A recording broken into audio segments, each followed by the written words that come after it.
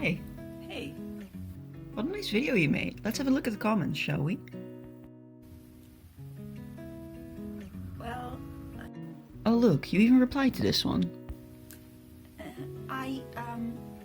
It says here you'll make a head soon, but it was posted a year ago. Okay, so I lied, but you know what they say. Better late than... Blanche! Pregnant. Yeah? Sure, do you got a minute? What? Wait, I'm coming. A few moments later. Let me just crawl back from underneath my stairs. Holy shit. That's my sister asking if I'm going to the supermarket with her. Alright, I'm back. And you might be wondering why. Why? Why would you need a mummy head? But if you're asking that question, I don't think this is a channel for you. And I don't think we can be friends. But honestly, if you're still wondering, I'm just trying to lure either Evie or Richard from the mummy over to my house. Either one's fine. Oh, and I'm actually making 2 mummies because everybody needs a friend.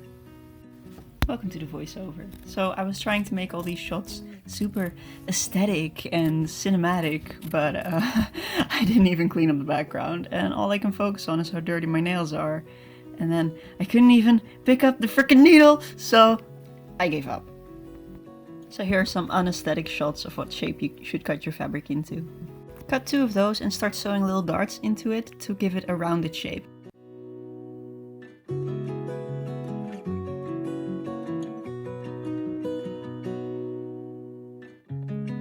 And then I dropped my camera.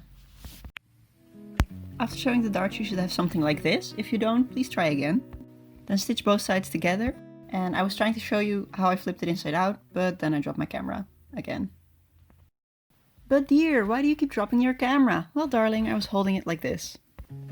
After stitching them together, it hopefully looks something like this, and then you can start filling it with pillow stuffing.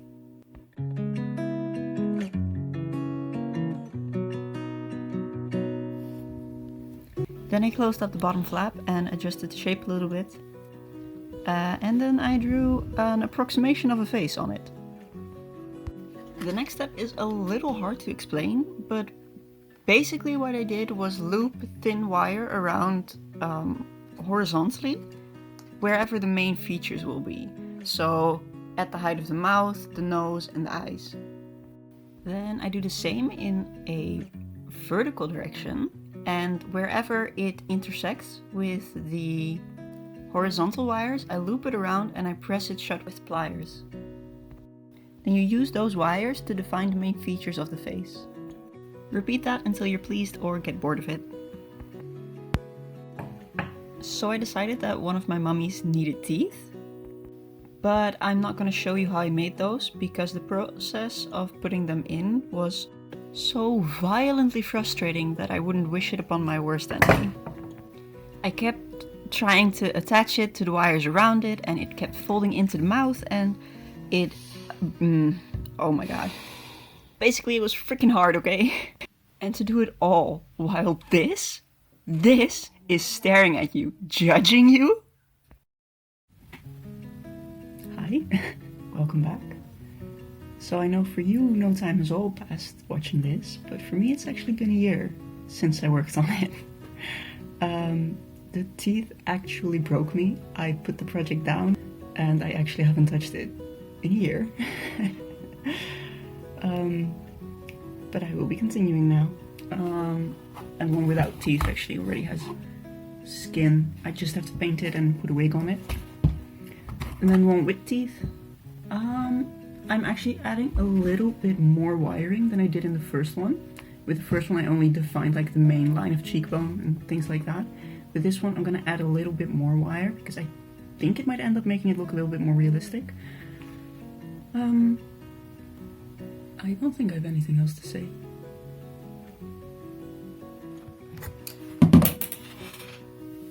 Alright, the antenna is attached. So what I'm gonna do now is basically just follow the contour of the face, hit this bone here, it's like around the eye socket, and then go more sideways so I can define the cheekbone and then like hollow out the cheeks more the way I did here, and then give it a stronger jawline. Basically what I did on this side. And then hope he looks semi-symmetrical. I made his nose a little crooked, but you know, no one's perfect. Well, let's get to it.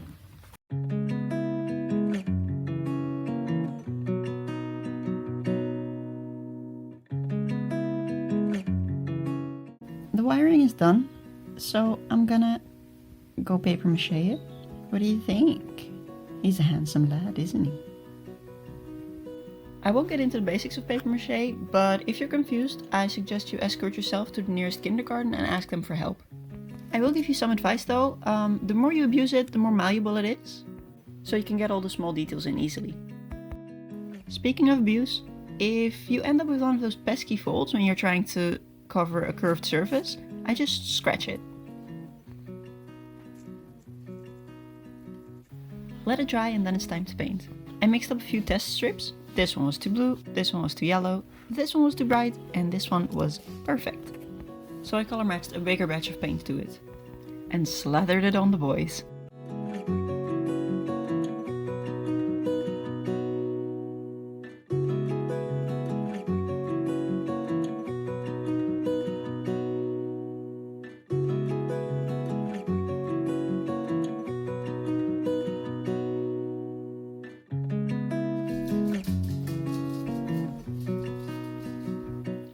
Then I mixed up another batch of paint. This one I made a bit darker and a bit thinner. It's about half paint, half water. Then I put it on a cut up kitchen sponge, and that way you can dab it on there and really make it look like the skin has pores and things like that. And for the smaller nooks and crannies, I just use my paintbrush and I kind of shove it in there.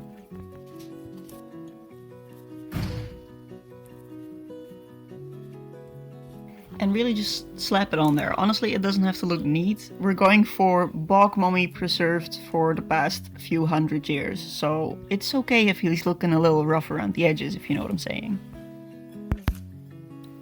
Then I mixed up some darker paint and watered it down even more.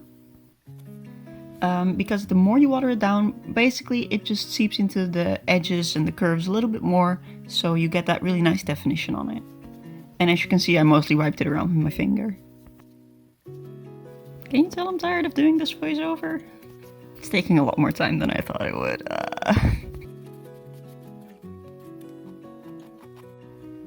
Then I gave the other mummy head the same treatment, except I added one more step, which is I used the same watered down paint as in the last step, watered it down even more, and I just sprinkled it on there to add some like faux freckles almost.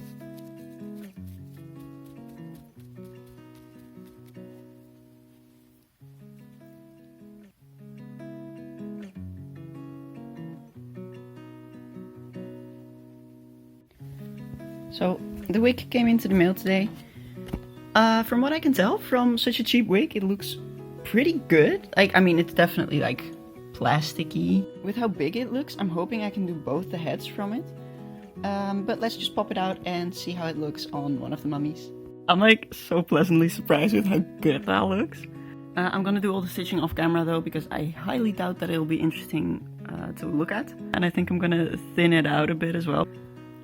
And then I'll get back to you and show you the end result. I didn't really film an outro, so I have to go to the supermarket now. Enjoy this like promo reel of my mummy head. Bye!